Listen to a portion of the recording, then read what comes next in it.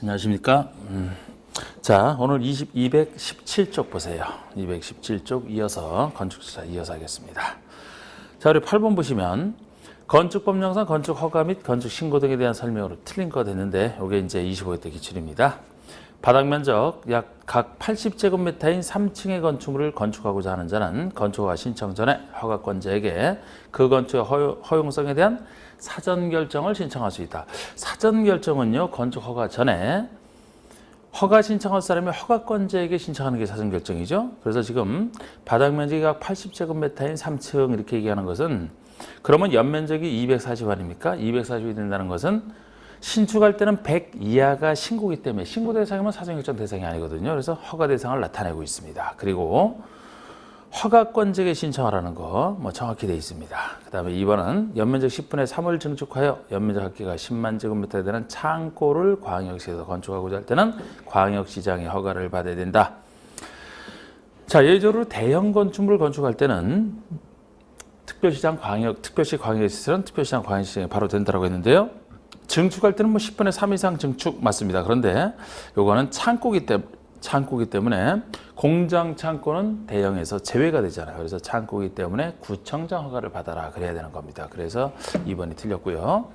3번에 건축물의 건축 허가를 받으면 국회법에 의한 개발행 허가, 관련 인허가 받은 것으로 본다. 인허가 의제 처리 규정이고, 4번은 연면적 합계가 200제곱미터인 건축의 높이를 2m 증축할 경우 건축 신고를 하면 허가를 받은 것으로 본다. 건축 신고 증축에서는 면적에서는 85 이하가 신고입니다만 높이에서는 3m 이하에서 증축하는 게 신고잖아요. 5번에 건축 신고를 한 자가 신고일로부터 1년 내 착수를 안 하면 신고 이력은 없어진다. 건축 신고 착수기간이 1년. 맞죠? 1년. 자, 9번에 건축허가 제한에 대한 설명으로 틀린 거. 자, 우리 건축허가 제한에 대해서는 건축법에서는 바로 위에 사람이 아래 허가권자의 허가나 착공을 제한하게 되어 있습니다. 제한권자는 두 사람만이죠. 국장과 시도지사 각각 아래 사람에 대해서 사유를 구별하시고 기한을 아셔야 되는, 이 국장이 제한하는 사유는 두 가지가 있습니다. 그죠? 국토관리상, 전 국토관리상 필요하니까 국장이 할 거 아닙니까? 또 주무부 장관이 요청할 때 그 두 가지입니다. 시도지사가 제한할 수 있는 경우라면 시도지사는 지역계획이나 도시계획상 필요한 경우, 도시계획도 지역계획이니까 지역계획과 관련돼 있을 때 시도지사 사유. 그래서 일본의 국방부 장관이 국방을 위해서 필요하다고 인정하여 요청하면 나라 일과 관련해서 요청했기 때문에 국장이 허가권자의 허가를 제한할 수 있는 것이 정확합니다. 두 번째는 교육감이 교육환경 개선을 위해서 특히 필요하다고 인정하여 요청하면 국장은 착공을 제한할 수 있다. 교육감은 장관이 아니죠. 장관이 아닙니다. 교육감은 이제 시도 교육감 아닙니까? 그렇기 때문에 이제 이 자체가 틀린 겁니다. 장관이 요청할 텐데, 그렇다고 해서 요거를 교육부 장관으로 바꾼다 하더라도, 교육부 장관이라 바꾼다 하더라도 그거는 또 교육 환경은 장관이 요청할 사유가 아니기 때문에 틀리는 건데, 이거 자체가 하여튼 기출 문제인데 교육감이라서 일차적으로 틀린 겁니다. 장관까지 해서는 묻지는 않겠지만 교육부 장관이라 그래도 사유에서 안 되기 때문에 안 됩니다만. 자, 하여튼 틀렸고요. 3번의 특별시장은 지역계획의 특기. 특별시장이 제안할 때는 지역계획에 필요하다고 인정할 때 지역계획이니까 그 아래 사람인 구청장의 허가를 제한할 수 있다. 정확합니다. 시도지사가 제한할 때 아닙니까? 4번에 건축물의 착공을 제한하는 경우 제한기간은 2년 내로 하되 1년에 1년 연장할 수 있다. 제가 건축과 주택부서 대부분 몇 년 하는 건 2년. 1.3 아닌 거 2년. 요거 2년이죠. 제한기간은 2년이 원칙인데 연장할 때는 1회 안에 1년 연장할 수 있다. 이것도 유명한 얘기입니다. 5번에 도지사가 관할 군수의 건축허가를 제한한 경우 국장은 제한 내용이 지나치다고 인정하면 해제를 명할 수 있다. 이것도 정확합니다. 시도지사가 시장수구청장의 허가를 제한했을 때는 제한하고 나서 바로 이 사람이 국장에게 보고를 해서 국장이 통지할 수가 있어요. 그럼 국장이 통지한다 하더라도 항상 그 제한한 사람이 해제를 해도 해야 되기 때문에 국장이 직접 해제할 수 있다. 그럼 들리고요. 국장이 해제를 지금처럼 명할 수 있다. 그래야 정확한 표현이 되는 건축허가 제한도 중요한 얘기가 되겠습니다. 10번에 가설건축물. 가설건축물 건축에 대한 설명입니다. 틀린 것은 했는데, 보통 건축물이 이제 허가 신고 대상이 있듯이 가설 건축물도 허가 대상과 신고 대상 둘로 나눠지는데요. 허가 대상은 도심계획 시설 부지에서 짓는 것을 전제로 한 것, 그것이 유일한 허가입니다. 나머지 대부분은 다 신고로 규정되어 있고요. 그리고 가설에서는 가설 임시로 설치하는 것이기 때문에 항상 그 존치 기간, 항상 쓸 수는 없잖아요. 허가 대상이든 신고 대상이든 존치 기간은 다 3년. 이게 몇 년에서 135 중에 대표적인 3년짜리가 가설 건축의 존치 기간이 되겠습니다. 거기다가 허가 대상 가설 건축은 3층 이하 제한까지 받죠. 4층부터는 허가를 못 받습니다. 3층까지 허가를 받는. 그래서 허가 대상은 3년, 3층, 33. 신고 대상은 그냥 존치 기간 3년만. 1번의 도중계획 시설 또는 시설 예정지에 있어서 가설 건축을 거쳐. 이 말이 들어갔을 때만 유일한 허가, 시장소 조제 허가 맞습니다. 2번 허가 대상 가설 건축물 외에 재복구나 흥행, 전람회 공사용 등 영의정하는 대부분의 가설 건축물은 다 신고. 3번의 3층 이상인 경우에는 가설 건축의 건축을 허가받을 수 없다. 허가받을 수 없는 기준으로서는 4층 이상이 되겠죠. 3층까지 허가를 받으니까요. 3층 이하로 허가를 받으니까 4층 이상부터 허가를 받을 수 없다. 그래야 됩니다. 그래서 틀렸고 4번에 신고 대상 가설 존치기간 역시 3년. 5번에 전기, 수도, 가스 등 새로운 간선 공급 설비의 설치를 요하는 경우에는 가설 건축을 허가받을 수 없다. 허가받을 수 있는 기준 중에 하나입니다. 철근, 콘크리트 이런 게 아니어야 된다. 분양을 목적으로 건축하는 것이 아니어야 된다. 지금 것처럼 기존에 있는 간선 공급 설비를 이용할 수 있어야 되지 가설 건축물 때문에 이런 거 새로 설치해서는 안 된다. 그런 것들. 자, 11번은 가설 건축의 존치기간과 연장에 대한 설명으로 옳지 않은 것은 허가 대상 가설의 존치기간은 3년이네. 그렇고요. 신고 대상 가설의 존치기간은 2년. 여기 틀렸죠. 둘 다 존치기간은 3년 이내입니다. 둘 다. 그 다음에 2번에 시장허수를 선정한 존치기간 만료일 30일 전까지 건축주에게 만료일을 알려주라. 자, 기간이 끝나면은 연장 여부와 관련해서 건축주가 기간을 혹시 모르고 지날까봐 행정청이 기간 만료 30일 전까지 건축주에게 만료일을 알려주라는 행정 서비스를 얘기합니다. 또 3, 4번 구별하시는 거. 자, 연장하고자 할 때 허가 대상과 신고 대상이 각각 만료 7일, 14일 전 2배 차이가 나는데 허가가 좀 더 받기 어려우니까 허가 대상이 14일 전, 신고는 7일 전 이렇게 보시면 돼요. 그래서 3번이 허가 대상 가설 건축의 존치기간을 연장하고자 하는 자는 기간 만료 14일 전에 허가를 신청하라. 정확하고요. 신고 대상은 4번에 기간 만료 7일 전까지 연장 신고를 하라. 그 다음에 5번은 공장에 설치하고 연장이 가능한 가설 건축물. 이게 공장에 설치하는 가설 건축물이거든요. 그러면 공장에 설치하는 가설 건축물은 자동 연장. 공장 문 닫지 않는 한 계속 써야 되지 않겠느냐 그런 뜻이죠. 그래서 이런 가설 건축은 연장을 원하지 않는다라는 사실을 따로 통지하지 아니하는 한 기존과 같은 기간으로 기간을 연장한 것으로 본다. 이렇게 처리를 하죠. 자동 연장이 된다는 겁니다. 연장이 싫을 때만 연장을 원하지 않는다는 사실을 따로 얘기하면 됩니다. 12번. 건축허가를 받으려는 자는 해당 대지의 소유권을 확보해야 되는 것이 원칙이다. 이에 대한 설명으로 옳지 않은 거. 건축허가 신청하기 전에 지을 땅 대지를 먼저 확보하는 거 아닙니까? 근데 이 대지의 소유권 확보 없이도 허가 신청 들어갈 수 있는 경우가 있어요. 사용권, 100% 사용권도 몇 가지가 있는데 여기서 의미 있는 것은 공유하고 있는 건축물을 건축한다. 그럴 때는 공유자 전체의 동의를 받기 어려울 거 아니겠습니까? 그래서 80% 이상 동의만 얻으면 건축허가 신청 들어갈 수 있고 100%가 아니더라도 80% 가지고 이렇게 건축허가를 받아놓고 나서는 허가를 받고 나서는 착공하기 전까지는 나머지 확보하지 못한 것에 대해서 다 확보를 해야 전체에 대해서 공사를 시작할 수 있지 않습니까? 그래서 이것은 주택법에도 이런 비슷한 얘기가 나오는 건데 비슷하게 주택법이든 건축법이든 다 80% 이상 그리고 나중에 매도 청구, 시가 매도 청구를 인정을 하는 그래서 그 포인트를 좀 보셔야 되는데 1번에 건축주가 대지를 사용할 수 있는 권한을 확보한 경우는 소유권 확보하지 않아도 된다. 사용권, 소유권 없어도 사용권이 있으면 소유권 없이도 가능하죠. 이건 이제 100% 사용권을 얘기하는데 2번이 건축주가 건축물의 노후화로 건축물을 개축하기 위해서 건축물이 해당되지 개축이나 다른 것도 들어갑니다. 대표적인 예고. 건축물에 해당되지 공유자 수의 90% 이상 동의를 얻고 동의한 공유자 지분 합계가 전체 지분의 90% 이상인 경우는 소유권 확보하지 않아야 된다. 이게 이제 공유하고 있는 건축물을 개축 등을 할 때 얘기입니다. 80% 이상이에요. 80% 이상. 둘 다 80% 이상. 범위는 범위로 보셔야 돼요.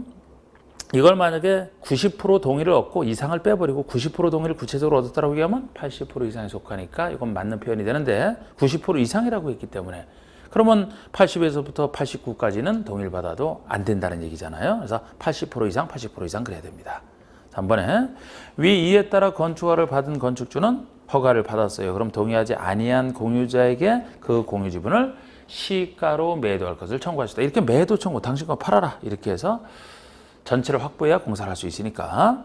그리고 공법에 나오는 모든 매도 청구는 종류에 불문하고 다 시가로 매도 청구랑 다 공통점입니다. 4번에 공유자가 거주하는 곳을, 이건 이제 4번, 5번 얘기는 공유자를 확인이 안 될 때 그 찾는 조치죠. 그래서 공유자가 거주하는 곳을 확인하기가 현저히 곤란하다. 그러면은 둘 이상의 일간 신문에 2차례 이상 공고를 하고, 적어도 둘 이상의 공문에 2차례 이상 공고를 하고, 공고한 때로부터 30일이 지났을 때 매도 청구 대상이 되는 걸로 본다. 위 사의 경우 건축주는 매도 청구 대상 공유 지분의 감정평가액에 해당하는 금액을 법원에 공탁하고 할 수 있다. 그냥 4번, 5번은 대충 보십시오. 뭐 이런 거하고 정답하시기는 어려우니까. 13번. 건축법상 건축허가 전 건축물의 안전영향평가에 대한 설명이다. 바르지 못한 것은 안전영향평가. 이것도 이제 금년에 신설된 부분 아니겠습니까? 그래서 지금은 허가권자가 허가 내주기 전에 의무적으로 안전영향평가를 그 기관에 의뢰해서 실시해야 되는 경우가 있어요. 건축물의 안전성을 위해서 안전영향평가를. 그 대상 건축물 정도 보시면 되겠습니다. 대상. 현재는 초고층 건축물과 연면적 10만 이상 둘 중에 하나가 대상이 되겠습니다. 그래서 1번의 건축물의 안전영향평가는 허가권자가 허가하기 전에 안전영향평가 기관에 의뢰하여 실시해야만 됩니다. 대상해야 된다면 이렇게 의무적으로 실시하게 돼 있는데, 2번 고층 건축물은 안전영향평가 대상 속한다. 이게 틀린 겁니다. 고층이 아니고 초고층이죠. 초고층. 고층은 30층 이상, 초고층은 50층 이상 아닙니까? 50층 이상, 200m 이상. 그래서 초고층이 대상이에요. 초고층이. 그리고 3번에 연면적 10만 이상.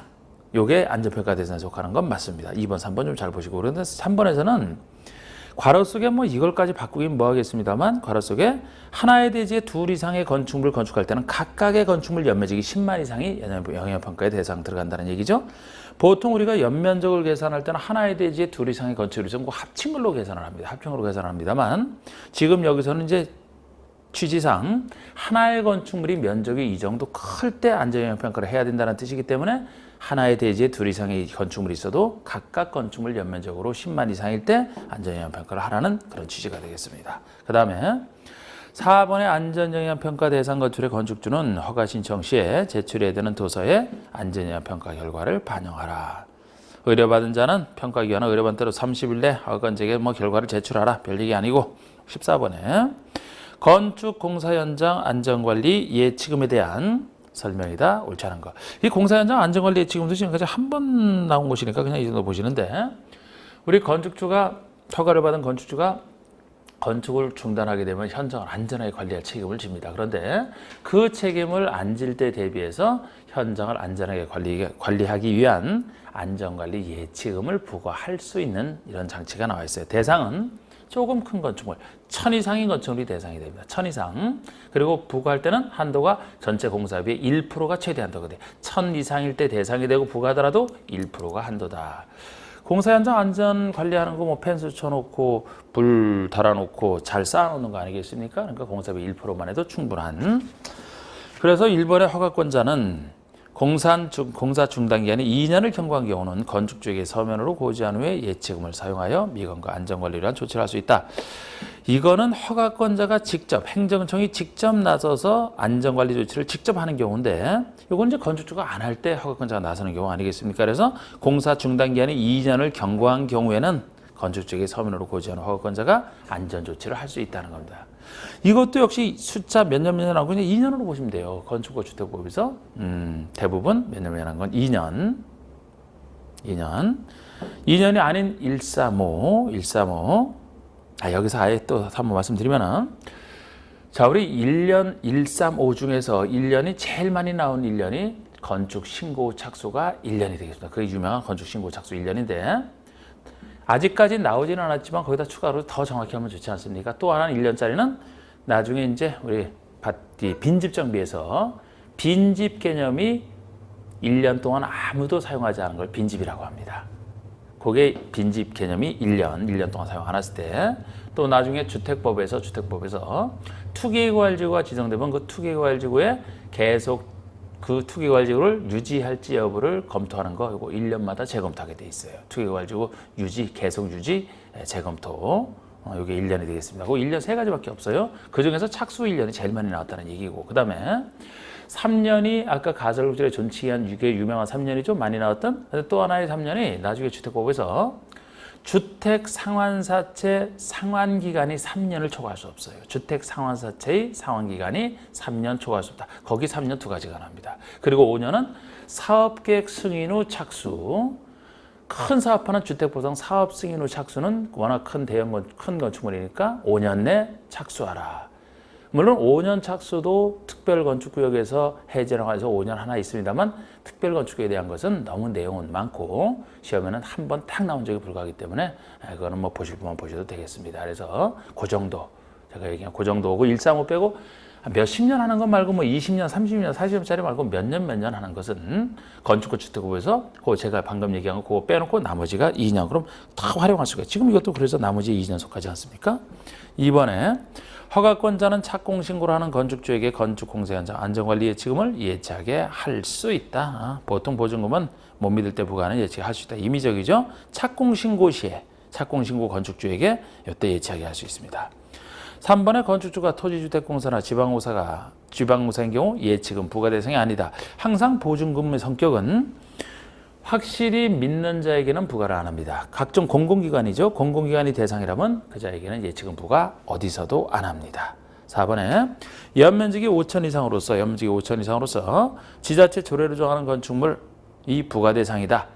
5천이 아니고 1,000 이상이죠. 조금 크다는 기준에 1,000 이상으로서 조례가 정하는 건축물입니다.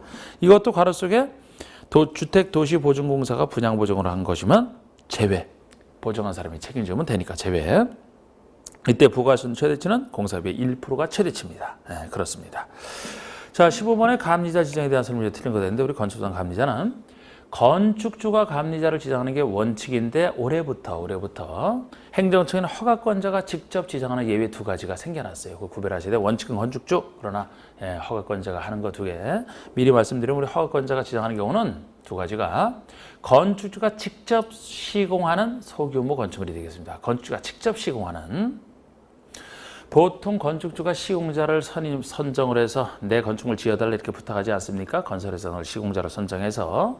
그런데 만약에 건축주가 직접 시공을 한다라면은 건축주에게 맡겼을 때 감리자가 건축주 눈치 보느라고 감리를 제대로 못할 수가 있잖아. 그래서 그때는 허가권자가 하라는 겁니다. 또 하나는 분양을 목적으로 하는 30세대 미만의 아파트 연립 다세대를 얘기합니다. 이게 아파트 연립 다세대가 주택법에서는 그 3가지만 공동주택 아닙니까? 주택법에서는 30세대 이상 아파트 연립 다세대를 지을 때는 주택법에 따라 사업 승인받아 짓는 건데 주택법에서는 큰 사업이라 사업주체가 아니고 행정청이 사업 승인권자가 감리자를 직접 지정을 합니다. 그러면은 30세대 미만이라면 건축법에 따라 짓는데 과거에는 건축주가 지정을 했지만 지금은 이것도 30세 미만이더라도 분양 대상인 공동주택은 더 안전성을 신경 써야 되기 때문에 건축법에서도 허가권자가 지정하라 이런 취지로 보시면 돼요. 그래서 분양 목적으로 하는 아파트 연립 다세대는 30대 이상이면 주택법에 따라 사업 승인권자가 그쪽 행정청이 30대 미만이면 건축법에 따라 짓는데 허가권자가 이렇게 하라. 그래서 그 정도. 그래서 1번에 건축주가 감리자를 지정하는 게 원칙입니다. 그런데 이번에 소규모 건축물에서 건축주가 직접 시공하는 건축물은 감리자를 지정 안 하는 게 아니고 지정하는데 허가권자가 지정하는 것에 들어갑니다. 그래서 틀렸고요. 3번에 분양을 목적으로 하는 30세대 미만의 아파트 연립 다세대의 경우는 허가권자가 감리자를 지정하라. 맞고 이 2가지. 허가권자는 해당 건축물의 설계에 참여하지 아니한 자 중에서 감리자를 지정해야 되면 원칙이다. 설계에 참여하지 아니한 자 중에 감리자를 지정해야 됩니다. 설계에 참여한 자를 지정하게 되면 또 제대로 감리를 못하지 않습니까? 그래서 그리고 허가권자가 감리자를 지정하는 건축물의 건축주는 착공신고 시에 감리 비용이 명시된 감리 계약 계약서를 허가권자에게 제출하고 사용 승인 신청하는 때 감리 비용을 지불하라. 허가권자가 감리자는 지정했지만 건축주가 비용을 내야 되는 거죠. 그래서 건축주가 착공신고 시에 감리계약서를 제출하고 비용 자체는 사용승인 신청 시에 지불하라는 겁니다. 건축주가. 16번에 건축법상 건축법령상 사용 승인과 관련된 다음 설명 중 가장 적합하지 않은 공사 다 끝나고 받는 사용 승인. 건축주는 허가 대상 건축물, 신고 대상 건축물, 허가 대상 가설 건축물의 공사를 완료한 후 신고 대상 가설 건축물만 4가지 중에서 빠져 있는데 신고 대상 가설 건축물이 여기 없다는 얘기는 가장 간단한 신고 대상 가설 건축물은 사용 승인 규정이 적용한다니까 공사 끝나고 바로 사용 승인 없이 사용하면 된다는 얘기가 되겠습니다. 나머지는 사용 승인 받아야 되고요. 이렇게 공사를 완료한 후에 그 건축물을 사용하고자 하는 경우에는 감리자가 작성한 감리 완료 보고서 등을 첨부하여 허가권자에게 사용승인을 신청하는 것은 정확합니다. 그러면 허가권자는 사용승인 신청을 받은 경우는 15일 내 사용승인을 위한 검사를 실시하고 검사에 합격된 건축물은 승인서를 교부하라. 7일입니다. 7일 내에 하는 거예요. 7일 내 검사를 하고 검사에 합격했으면 승인서를 교부하게 돼 있습니다. 15일은요. 주택법에서 사용검사 기한입니다. 주택법에서는 좀 더 큰 사업 다루기 때문에 거긴 15일, 여기는 7일이죠. 7일. 그 다음에 3번의 임시 사용승인 기한은 2년 내로 한다.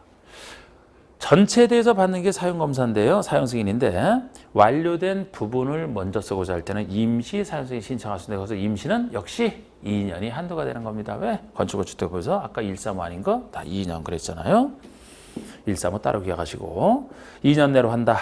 다만 허가권자는 대형 건축물이나 안방공사 등으로 인하여 공사기간이 장기간이다. 그러면 기간 연장할 수 있게 이렇게 해놨고요. 4번의 건축주는 사용승인을 얻은 후가 아니면 원칙적으로 사용하거나 사용하게 할 수 없다.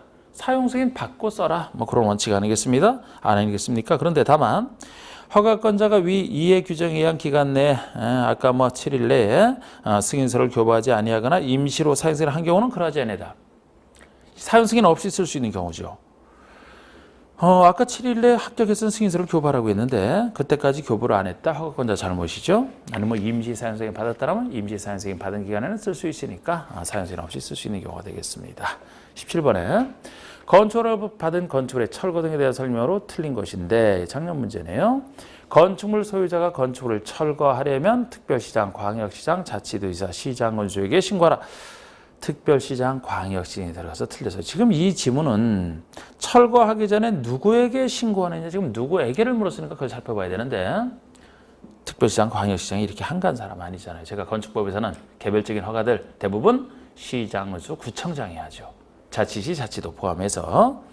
그러면 특별시, 광역시 대신에 구청장이 들어가야 되죠. 이런 철거 신고인데 이 대장을 구청장이 관리하지 특별시장, 광역시장이 관리하는 거 아니잖아요. 대장 규제 내용 바꾸라고 지금 이 철거 신고를 해주는 겁니다. 구청장이에요. 그 다음에 이번에 건축물 소유자가 건축물을 철거하려면 철거 예정일 3일 전까지 철거 멸실 신고서에 해체 공사 계획서를 첨부하여 제출하라. 3일 전 신고. 멸실 3번이죠. 건축물의 소유자 관리자는 건축이 제로 멸실된 경우는 멸실 후 30일 내 신고하라. 하나는 3일, 30일 딱 10배 차이가 나는데 철거는 철거 예정일 3일 전, 멸실은 자연재로 멸실된 것이라 사전에 안 되죠. 요거는 특이한 게 사후 신고고 30일 준다는 거.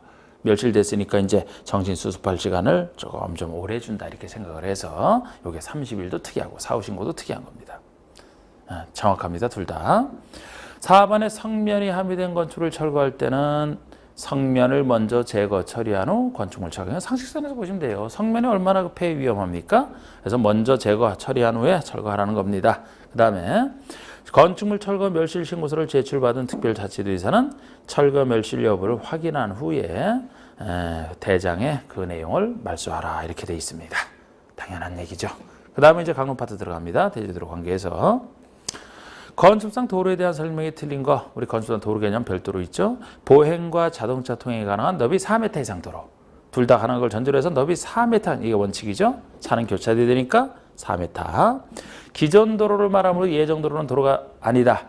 건축상 도로에서는 각종 법 또는 허가권자가 지정한 도로를 넓게 인정하는데 기존 도로뿐만 아니고 예정 도로도 건축상 도로에 포함이 돼 있습니다. 예정 도로는 나중에 건설되면 그걸 통해서 다닐 수 있기 때문에 3번에 막다른 도로로서 일정 요건을 갖춘 경우 건축상 도로가 될 수 있다. 보통 통과도로에 대한 예외로서 막힌 길, 막다른 도로는 이제 10m 미만, 10에서 35 미만, 35 이상 세서로 해서 각각 소유노후폭이 2, 3, 6 이렇게 되는 거 그렇습니다. 그리고 건축허가 신고 시 행정청이 그 위치를 지정 공간 도로도 건축상 도로에 해당한다. 그렇습니다. 행정청이 지정한 도로, 법에서 고시한 도로 다 들어가죠. 지형적 조건으로 차량 통행이, 자동차 통행이 불가능한 도로는 3m 이상은 건축한 도로가 될 수 있다. 원칙은 1번이지만 예외적으로 계단식 도로처럼 사람은 다닐 수 있지만 자동차는 불가능하다. 이거 3m 이상이면 도로로 인정합니다. 반대는 없어요. 반대는. 예를 들어 자동차 전용 도로처럼 자동차만 다닐 수 있고 사람 보행이 못 다닌다. 그거는 건축한 도로 아닙니다. 5번은 도로가 되죠. 자, 그 다음에 2번의 건축상 대지도로 관계에 대한 설명으로서 옳지 않은 것을 했는데, 자, 우리 대지도로 관계가 유명한 사람 많이 사는 전매증만 적용되는 규정 중에 하나인데, 자, 대지도로 관계라는 것은 이 대지가 도로에 2m 이상 접해야 된다. 이게 대지도로 관계가 되겠습니다. 우리 도로너비는 원칙은 뭐 여기 안 적어놨지만 4m 이상이 원칙의 도로너비이기 때문에 보통 건축물이 있는 땅은 접하는 부분은 2m 접하면 된다는 거예요. 그럼 여기 사는 사람이 여기 사는 차 포함해서 접하는 부분 2를 통해서 들어왔다 나가기만 하면 되기 때문에 다른 이웃 집사랑 교차할 필요는 없잖아요. 도로는 교차해야 되니까 4m는 돼야 된다는 얘기고, 그래서 2m 접하는 게 원칙인데 이렇게 접하는 게 원칙이지만 이렇게 2m 이상 안 접해야 된다는 예외도 한 3가지가 존재합니다. 그건 나왔을 때 그대로 이해하신대요. 예를 들어서 2m 접하지 않아도 이 출입에 지장이 없다고 판단되면 접하지 않아도 되고요. 또 예를 들어 여기 대지가 있는데 이 대지와 도로 사이에 뭐 광장, 공원 등 건축이 금지된 공지에 접하고 있다 그러면 이쪽을 통해서 다니면 되기 때문에 직접 접하지 않아도 되고요. 만약에 농막이 있다라면 농막도 농민이 거주용으로 쓰는 게 아니에요. 휴게용으로 쓰는 거지, 휴식용으로 쓰는 거지. 그렇기 때문에 이 농막도 직접 대지에 접하지 않아도 된다. 이런 3가지가 있고요. 더 많이 접해야 되는 강화 규정이 또 반대 예외가 있습니다. 여기 들어선 건축물이 아주 넓다라면 여기 넓다는 기준이 2,000이에요. 2,000 이상. 2,000 이상. 물론 공장은 따로 3,000 이상부터 적용된다라는 예외가 붙어 있고, 일단 2,000 이상의 큰 건축물이라면 여기 여러 세대가 모여 살 테니까 2m 접해서는 부족하죠. 그래서 요거 할 때는 강화 규정은 원칙은 2m인데 2,000 이상 넓다는 기준으로 2,000이 추가됐죠? 2,000이 추가됐으니까 접하는 부분 원칙도 도로 너비 4에 2 더하고 접하는 부분 2에도 2를 더해서 너비 6m 이상 되는 도로에 접하는 부분 4m 이상 접한다. 이러면 좀 기억하기 좋을 겁니다. 그런데 2,000 이상이라 하더라도 축사나 작물 재배 사람은 다시 제외해요. 축사나 작물 재배사는 아무리 넓어도 사람이 사는 거 아니지 않습니까? 관리하는 사람만 드나들면 되기 때문에 그때는 원칙으로 돌아와서 2m 접하면 되겠죠. 이게 대지도로 관계 유명한 적입니다. 그러면 옳지 않은 것은 1번의 건축의 대지는 도로에 2m 이상 접해야 된다. 이게 원칙적 개념이죠. 2m 이상. 그런데 거기도 도로라는 것의 개념 속에 자동차만의 통행에 사용되는 것은 제외한다. 보행이 불가능한 자동차만 다닐 수 있는 도로는 도로 아니라고 했잖아. 제외받아 소용없죠. 제외. 이번에 건축물의 출입에 지장이 없다고 인정이 되면은 대지가 도로에 접하지 않아도 된다. 지장이 없는데 예외 중에 하나죠. 3번은 연면적가 2,000 이상인 건축물의 대지는 너비 6m 이상 되는 도로에 4m 이상 접하라. 2,000 이상 정확합니다. 4번의 위의 경우 공장은 3,000 이상인 경우에 적용된다. 그렇고요. 5번의 연면적 4,000제곱미터인 축사대지는 요거 2,000 이상에 속하죠. 그러나 너비 6m 이상 도로에 4m 이상 접할 필요 없어요. 축사 작물 재배사는 제외잖아. 그러면 지금 이 4,000인 축사는 그냥 2m 이상 도로에 접하면 된다 하면 되는 겁니다. 그래서 5번이 틀렸고요. 3번은 대지와 도로 등에 대한 건축 규정을 설명한 것이다. 틀린 것도 있는데 1번 농지법에 따른 농막을 건축할 때는 2m 이상 도로에 접하지 않아도 된다. 농막이니까 농막. 자동차만의 통행에 사용되는 도로는 건수상 대지도로 관계로 해서 도로로 인정받지 못한다. 그렇습니다. 3번에 허가권자는 도로 위치를 지정하고자 할 때는 도로에 대한 이해관계의 동의를 받아야 되고요. 자, 이거 지정 폐지 변경 얘기인데 지금 대지는 도로에 접해야 되는데 이쪽 대지가 직접 접하지 않고 있다 그러면은 접하게 만들기 위해서 우리 도로 개념 중에 각종 법에 의해서 고시된 도로뿐만 아니고 허가권자가 지정하는 도로가 이제 여기 필요해서 나온 거죠. 허가권자가 이 도로를 지정하게 되면 이게 이제 도로의 지정 얘기고 지정한 도로를 없애는 게 폐지고 바꾸는 게 변경이 되겠습니다. 근데 이 둘의 기본적 차이를 아시면 돼요. 허가권자가 지정하거나 폐지 변경할 때는 기본적으로 이해관계의 동의를 얻어야 됩니다. 지정할 때는 이 도로에 편입된 토지 소유자의 동의를, 폐지 변경할 때는 이 도로를 이용하는 다른 이해관계 동의를 다 받아야 되는데 이해관계 수가 훨씬 폐지 변경이 많죠. 여기서는 도로 이용하는 사람이 다 되니까 이건 처음 지정할 때는 이제 편입되는 토지 소유자밖에 없고 그래서 지정이 좀 더 폐지 변경보다는 좀 더 절차가 쉽게 돼 있어요. 폐지 변경이 좀 더 어렵게 되고 그 차이가 지정할 때는 동의를 얻어야 되는데 동의를 얻지 않을 수 있는 예외가 존재합니다. 예를 들어 이해관계인이 해외에 거주하는 등의 사유로 동의를 받기가 사실상 곤란하다.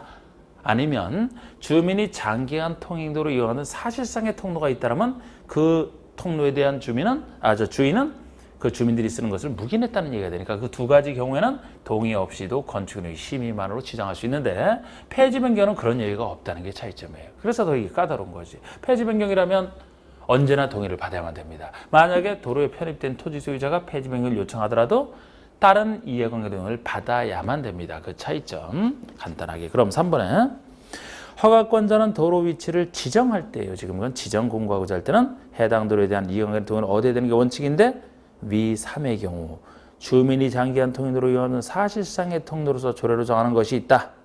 요거랑 아까 그 해외 거주하는 등 이해관계 등을 얻기가 곤란하다. 이런 경우에는 이해관계의 동의를 얻지 않고 건축의 심의를 거쳐 지정할 수 있다는 겁니다. 지정할 때. 근데 5번 보시면 허가권자는 지정한 도로를 폐지 변경할 때요. 그때 이해관계인이 해외 거주하는 등 이해관계 동의를 얻기가 곤란하다고 허가권자가 인정할 때는 동의를 얻지 않고 건축의 심의를 거쳐 폐지 변경할 수 있다. 폐지 변경에서는 요 사유로 동의 없이 못합니다. 폐지 변경에서는 이해관계를 동의 없이 할 수 있는 예외가 없다라고 했잖아요. 이걸 지정한다 그럼 맞겠지만 폐지 변경이라서 틀린 겁니다. 4번에 다음은 건축선에 대한 설명이다. 옳지 않은 거. 자, 우리 건축선에 대한 얘기도 여기서 좀 설명을 드리면 원래 그 건축선은 대지와 대지 사이가 아니고 대지와 도로와 접하는 부분에 있어 건축선 한계선을 얘기하지 않습니까? 원칙은 대지와 도로의 경계선이 건축선이 되는 거예요. 건축이 바싹 붙여서 건축하는 게 원칙인데 예외적으로 얼마 떨어뜨려서 하는 예외적 건축선 3가지가 있는데 그 예외적 건축선 중에 하나가 소유업이 미달도로에 접하고 있는 대지라면 이건 이제 예외 중에 하나가 되겠습니다. 그러면 예를 들어서 이쪽 대지가 있는데 보통 다른 얘기는 양쪽에 이제 대지 있는 거 아닙니까? 이 대지가 소유업이 미달도로에 접하고 있다. 소유업을 한 2m로 해서 볼까요? 2m짜리 도로라면 보통 소유너비는 아까 원칙적 도로 너비가 4m 이상은 돼야 되기 때문에 이제 4m라고 보시면 됩니다. 소유너비에 미달되는 도로죠? 그러면은 원칙대로 대지도로의 경계선으로 건축선을 할 것 같으면은 소유너비 미달도로면은 나중에 해당되는 도로를 넓혀야 되는데 바싹 붙여서 건축을 하게 되면 나중에 도로 넓힐 때 곤란하죠. 그래서 확보될 도로 너비만큼을 소유너비를 건축선을 통해서 확보하겠다는 겁니다. 그래서 이게 2m라면 이쪽으로는 1을 후퇴해야 되겠죠. 1m를. 양쪽으로 후퇴하는 걸 전제로 해야 공평하기 때문에. 그래서 이래서 4를 만들어야 됩니다. 이 말을 말로 표현할 때는 양쪽으로 넓히니까 한쪽으로는 도로 중심선에서부터 이쪽으로 후퇴하는 거리가 확보해야 되는 소유너비의 2분의 1을 물러난 선을 건축선으로 한다. 이쪽으로도 소유너비의 2분의 1을 물러나면 소유너비가 확보가 되니까 이렇게 표현을 합니다. 그런데 만약에 계산 문제를 할 때 가끔 나오는 건데요. 이 반대쪽에 일반 대지가 아닌 걸 특별히 그려놨다. 하천에 흘러간다. 아니면 선로 부지가 있다. 아니면 경사지가 있다. 일반 대지가 아니죠. 그러면은 한쪽으로만 후퇴할 수밖에 없어요. 그죠? 그러면 이때는 소유너비 4를 만들기 위해서 이쪽으로 2m를 물러나서를 건축선으로 해서 소유너비를 확보하겠죠. 자, 그럼 이렇게 건축선이 지정이 되면은 요걸 얘기할 때는 또 이렇게 얘기해서 말로 표현할 때는 아까는 중심선에서부터 소유너비 2분의 1을 후퇴한다고 했는데 이제는 한쪽으로만 후퇴하니까 중심선이 아니죠. 중심선이 아니고 하천등이 있는 쪽 반대쪽 경계선에서부터 이쪽으로 후퇴하기를 소유너비만큼 물러난 선을 건축을 한다. 이렇게 이제 얘기를 하고 있습니다. 그리고 이렇게 건축선이 지정되면 건축선 안쪽에서만 건축할 수 있다 그랬잖아요. 그럼 건축선 바깥에 침범해서 건축 못합니다. 이 도로와 건축선 사이의 이 부분은 건축하지 못하는 부분이 되는데 건축하지 못할 뿐만 아니고 앞으로도 도로가 설치될 예정인 땅이기 때문에 대지에서도 제외한다. 이렇게 보시면 돼요. 대지에서도 이게 빠집니다. 이걸 아셔야 돼요. 대지에 제외된다는 걸. 그래서 계산 문제로 그림 그려준 상태에서 대지 면적 구하려면 이렇게 그려가지고 요 면적을 구할 수 있어야 되는 겁니다. 이 대지 면적을 구한 상태에서 건축 면적 구하려면 대지 면적에다가 건폐율, 이 땅의 건폐율을 곱해주면 되고 연면적을 구하려면 이 땅의 대지에다가 용적률을 곱해주면 되는 거죠. 그죠? 그런 식으로 하는 거. 이게 소유납의 미를 들어요. 그리고 두 번째 예외는 도로와 도로가 만나는 도로 모퉁이에서 우리 가각전제하는 거. 도로 모퉁이에서 건축선 얘기. 이건 취지가 예를 들어서 뭐 이런 도로에 이렇게 접하고 있다라면은 예를 들어 이쪽 대지 같은 경우도 원칙적으로 대지들이 경계선대로 건축선을 인정하게 되면 차가 회전할 때 걸려서 회전을 못하지 않습니까? 그래서 도로와 도로가 만나는 교차점으로부터 도로 경계선에 따라 똑같은 같은 거리를 후퇴한 두 점을 연결한 선을 건축선으로 해서 이 건축선과 도로 사이 건축하지 못하는 부분을 나중에도 회전 방향 확보를 위해서 대지에서도 제외하는. 그러면 이제 회전 반경이 확보가 되지 않습니까? 근데 여기서 어떤 도로와 어떤 도로가 어느 각도에서 만날 때 얼마를 후퇴하느냐 이걸 보셔야 되는데 우리 이 규정은 도로 모퉁이에서 건축선도 저절로 지정되는 건데 공익을 위해서 전제가 도로 너비라면 8m 미만인 도로가 만날 때 적용되는 규정이에요. 우리 0에서는 최소 4m 이상은 돼야 된다. 그래서 4m 이상 8m 미만의 도로가 만날 때 적용되는 규정입니다. 어느 한쪽 도로가 8m 이상만 되더라도 약간 넓기 때문에 회전하는 데 무리가 없다고 보는 거 아니겠습니까? 좁은 도로에서 문제가 되니까 이럴 때만 적용이 되고 8m 이상만 있어도 적용 안 돼요. 그리고 도로와 도로가 만나는 교차각이 120도 미만일 때 적용이 되는 규정이 되겠습니다. 만약에 이쪽 대지처럼 이 교차각이 120도 넘어선다 그러면 완만하니까 회전하는데 문제가 없다고 보는 거예요. 이 규정 채웠을 때 적용이 되는데 이때 이제 얼마를 후퇴하는지와 관련해서 이 교차각을 90도를 기준해서 90도가 안 되는 경우랑 90도 이상 120도 미만 이렇게 90도를 기준으로 두 개로 나눈 상태에서 어떤 도로가 만날 때 얼마를 후퇴하느냐. 자, 우리 도로도 이제 둘로 나눠볼까요? 중간이 6이니까 6m 이상 8m 미만, 4m 이상 6m 미만, 6에서 8자리 편 이상 큰, 4에서 6이 안 되는 거 편 이상 작은 도로라고 제가 지칭을 했을 때 90도 미만에서는 큰 도로 6에서 8자리 큰 도로가 만날 때 양쪽으로 4를 후퇴하라. 큰 도로와 작은 도로가 만나면 양쪽으로 3을 후퇴하라. 작은 도로가 만나면 양쪽으로 2m를 후퇴하라. 그런데 가끔 계산 문제 날 때 말로는 이거 쓸 수도 있습니다만 그림으로 계산 문제를 표현한다면 90도 각도만 낼 수밖에 없어요. 90도 각도만. 아니면 계산이 너무 복잡해지기 때문에. 그래서 이것만이라도 꼭 아시고 요거는 선택이 되겠습니다. 그래서 90도가 포함되어 있는 여기에서는 6에서 8자리 큰 도로가 만날 때만 3m를 양쪽으로 후퇴하고 나머지는 다 2m를 후퇴하면 되겠습니다. 2m를 후퇴하면 되겠어요. 요거. 그러면은 요거를 할 때 예를 들어 계산 문제가 이렇게 90도 각도로 나왔다. 90도인 도로에 90도인 각도에 이렇게 대지가 나왔다. 그러면은 이 90도 각도에서 예를 들어 요쪽이 뭐 6m다. 이쪽은 5m다. 이렇게 돼 있으면 도로가 만나는 교차점으로부터 여기죠. 각각의 경계선에 따라 얼마를 후퇴해야 되느냐, 같은 거를 얼마나 후퇴하느냐. 6m 이상 8m면에 6m는 꼭 딱 들어가죠. 큰 도로가 되겠습니다. 이거는 5m니까 작은 도로가 되겠네. 그럼 큰 도로가 만날 때만 3인데 이건 나머지에 속하니까 큰 도로, 작은 도로니까 2m 후퇴하는 거예요. 그럼 이쪽으로도 2m를 후퇴하고 이쪽으로도 2m를 후퇴한 두 점을 연결한 선이 건축선이고 요 건축선과 요 부분이 대지에서 제외가 되니까 사각형 면적을 구한 상태에서 요 직각 삼각형을 빼주면 대지 면적이 나오는 겁니다. 이게 직각이니까 직각이면은 정사각형의 반이니까 2는 4의 반, 2가 되는 것이죠. 이게 만약에 직각이 아닌 다른 각도가 나오면 계산이 굉장히 복잡하기 때문에 90도만 생각하시면 됩니다. 자, 요 얘기. 그리고 세 번째에는 시장 등의 시장 운수 구청장 등의 별도 지정 건축선이라는 게 있는데 시장 등의 별도 지정 건축선은 지금 아까 이 두 것은 소유내비를 확보하기 위해서 도로 모퉁이라는 공익을 해서 저절로 법에서 지정이 되는 겁니다. 근데 이거는 법에서 저절로 되는 게 아니고 시장 등이 이제 환경 정비 등에서 필요하면 지정할 수 있다는 규정이에요. 정상적 도로에 접하고 있는데 예를 들어서 여기가 너비 6m 이상 되는 도로고 누구랑 교차하지도 않습니다. 그러면은 소유내비 미달도 아니고 도로 모퉁이가 적용될 것도 아니지 않습니까? 정상적인 도로에 접하겠지만 필요한 경우 건축선을 따로 지정할 수 있다는 거예요. 행정청이.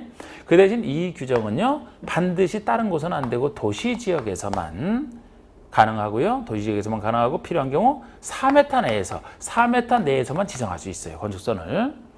그래서 만약에 이렇게 건축선이 지정되면 건축선 개념상 건축선 안쪽에서만 지어야 되지 건설을 침범해서 이 부분은 건축 못하지 않습니까? 건축 못하는데 이 부분은 아까 두 경우와 달리 대지 면적에서 제외되지 않고 포함된다는 것을 저 둘과의 차이점으로 아셔야 되는 겁니다. 저 둘과의 차이점으로.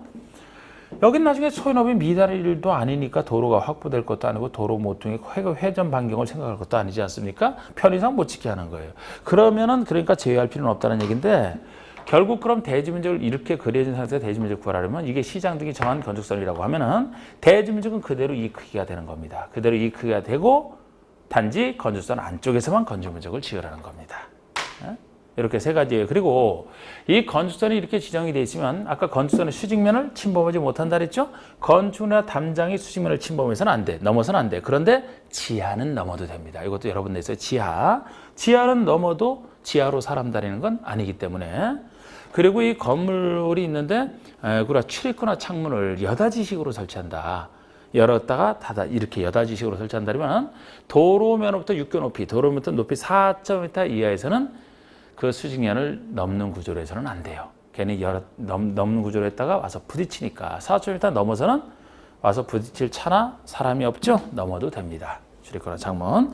자, 건축선에 대한 얘기 조금 길게 드렸는데 자, 이 4번에 옳지 않은 것은 건축선은 대지 중 도로와 접한 부분에서 건축으로 건축할 수 선을 말하며 원칙은 대지도로의 경계선이 된다. 2번 소유업에 미달되는 도로라면 도로 중심선으로부터 각각 소유업의 2분의 1에 상당한 거리를 후퇴한 선. 3번에 도로 반대쪽에 급경사지나 하천 등이 있다. 도로 중심선 벌써 틀렸죠. 중심선이 아니고 하천 등이 있는 쪽 그쪽 경계선에서부터 그래야 되죠. 소유업이 많으면 좋아요. 그런데 어디서부터 그걸 틀리게 해놨습니다. 그리고 4번의 건축 및 담장은 건축의 수직면을 넘어서는 안 되겠죠. 그리고 5번의 위 2의 경우 건축과 도로 사이의 부분은 대지 면적에서 제외한다. 설명드린 대로 합니다. 5번이 자, 1번 옳지 않은 거. 도로 모퉁에서 가각전제에 대한 규정은 교차되는 도로 너비가 모두 8m 미만으로서 8m 이상 되면 적용 안 되잖아. 8m 미만으로서 교차각이 120도 미만인 경우에만 적용된다. 그렇습니다. 지표 아래 부분 지하는 건설의 수직면을 넘어도 된다. 지하는 넘어도 돼요. 그리고 도로면으로부터 높이 4.5m, 육교 높이에 있는 4.5m 이하에 있는 출입구나 창문, 기타 이와 유사한 구조물은 개폐 시에 열고 닫을 때 건설의 수직면을 넘지 아니하는 구조로 해야 된다. 그리고 4번의 특별자치도지사 시장군수 구청장은 필요한 경우 계획관리지역에서는 4m 이내에서 건설을 따로 지정할 수 있다. 이 시장 등이 별도로 지정하는 건축선은 계획관리지역이 아니고 도시지역이잖아. 도시지역에서만 가능합니다. 4m는 좋아요. 그런데 계획관리가 틀렸습니다. 5번의 위 사의 경우 건축선과 도로 경계선 사이 부분은 대지면적 산정에 있어서 제외되지 않는다. 포함된다. 정확히 구별하시고 맞습니다. 5번, 4번만 틀렸어요. 또 6번이 이제 계산 문제도 이것도 기출로 나왔던 계산 문제 바로 이런 식으로 하는 겁니다. 자, 건축법령상 대지의 건축선을 고려한 대지 면적이 얼마냐? 자, 지금 요 부분이 요거 아까 요거를 활용하는 거 아니겠습니까? 자, 요거 한번 그림 다시 그려보면은 우리 공법에 나오는 계산 문제는 쉬워요. 쉽습니다. 당황할 필요가 없어요. 그래서 요런 식으로 된 건데 이게 대지가 이런 모양이죠? 그리고 여기 선로가 그려져 있네요. 그럼 일반 대지가 아니네요. 그리고 도로가 3m예요. 3m만 소유업이 미달도로 이 건축선을 생각하셔야 되죠. 그리고 이쪽 거리가 7이고, 이쪽 길이는 14m고. 이렇게 찌그러지게 그리면 아니지. 잘 그려야지. 여기 14m고. 요것이 10m고. 요것이 20m고. 이렇게 주어져 있습니다.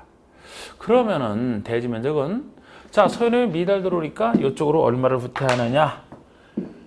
4를 확보하기 위해서 한쪽으로만 후퇴해야 돼. 2를 후퇴하면 되겠죠, 그죠? 그래서 4를 만들면 되는 겁니다. 이쪽으로 후퇴할 필요는 없으니까. 만약에 이쪽에도 이제 선로 이런 게 없다면 0.5, 0.5가 되겠죠, 여기서는.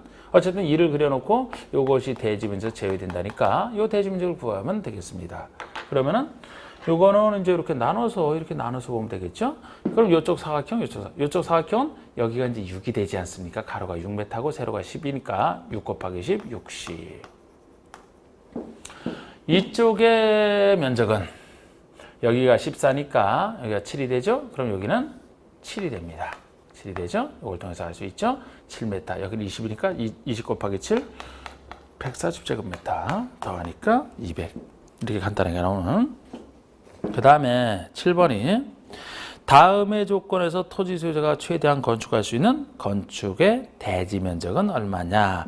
A도로의 너비는 7m라고 B도로의 너비는 6m이다. 그럼 이것도 아까 이 가각전제 적용하는 거 아니겠습니까? 이 그림 그대로 보시면 지금 여기서 그림상 이렇게 되어 있는데 지금 여기 대지가 있고 이쪽이 20m고 이쪽이 15m라는 얘기고 A도로의 폭은 7m고 B도로의 폭은 6m이다. 그럼 여기서 대지 면적은 얼마냐? 90도 각도에서 그죠? 90도 각도가 되잖아. 그러면은 지금 여기서는 90도 각도에서 큰 도로 6m 이상도 딱 6m 이상에 들어가죠? 큰 도로 6에서 8 큰 도로 만나니까 이쪽에서 후퇴하는 거 3, 이쪽에서도 3. 두 점을 연결한 선이 건축선. 이것이 대지에서 제외된다. 그럼 사각형 면적에서 요거 뺀 거 사각형은 20 곱하기 15니까 300에서 정사각형의 반이니까 3은 9의 반 4.5를 빼니까 295.5 이게 대지 면적이 되는 겁니다. 이거 3m를 후퇴한 걸 알고 90도 각도니까 이 정사각형의 반 이렇게 계산하는. 그래서 답이 3번이 되는. 그 다음에 건축법상 도시지역에 건축하는 건축물의 대지 및 도로에 대한 설명으로 틀린 것은 25회 때 나온 문제인데 연면적 합계가 2000제곱미터인 공장의 대지는 너비 6m 이상 되는 도로에 4m 이상 잡아야 된다. 자, 우리 공장은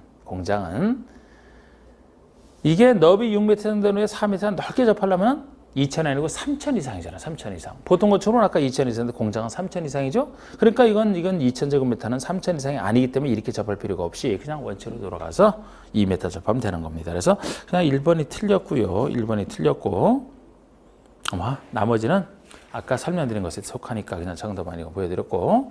자, 우리 9번 보시면 갑은 대지에 높이 4m, 연면적 합계가 90제곱미터인 건축을 신축하려 한다. 건축법상 건축규제 위반되는 것은 일종의 케이스. 여기 좋은 문제인데요. 위반되는 게 뭐냐? 갑은 건축을 해서 건축 신고를 했다. 자, 우리 건축 신고를 했다. 우리 주어진 것 중에서 신축할 때니까 90제곱미터인 건축을 신축이니까 여러분 신축할 때 신고 대상은 연면적 합계 100제곱미터 이하의 건축을 신축이 신고잖아. 그럼 90은 100 이하네요? 신고했다? 잘한 겁니다. 갑의 대지는 인접한 도로면보다 낮으나 원래 대지는 인접한 도로면보다 낮아서는 안 돼요. 도로보다 높아야 돼. 그래서 낮은 대지는 성토를 통해서 높이지 않습니까? 낮으나 대지의 배수에 지장이 없고 건축의 용상 방수의 필요가 없음 예외 규정으로서 낮아도 되는 거 맞아요. 그러면 3번의 갑은 공개공지나 공개공간을 확보하지 않았다. 우리 공개공지나 공개공간은 대상이 연면적 5,000제곱미터 이상의 문화지폐시설 등을 얘기합니다. 그럼 뭔지는 몰라도 적어도 90제곱미터이기 때문에 공개공지 확보할 의무 없죠. 5,000 이상이 아니기 때문에 그러면 확보하지 않은 거 잘한 겁니다. 갑의 대지는 보행과 자동차 통행이 가능한 도로에 3m 접하고 있다. 2m 이상 접하면 되잖아요. 이게 2,000 이상이 아니기 때문에 원칙으로 돼서 2m 이상 접하면 되는 3m니까 2m 이상이 딱 들어가죠. 좋습니다. 5번에 갑의 건축물은 창문을 열었을 때 건축의 수직면을 넘어서는 구조로 되어 있다. 요게 틀린 거죠. 요게 틀린 게 높이가 4m짜리잖아. 높이가 4.5m 이하, 육교 높이 이하에서는 출입구나 창문을 열었을 때 수직면을 넘지 않는 구조로 해야 되지 않습니까? 그런데 넘어서는 구조로 되어 있으니까 요거는 법 위반이 되겠죠. 그 다음에 자, 잠깐 쉬고 진행을 하겠습니다.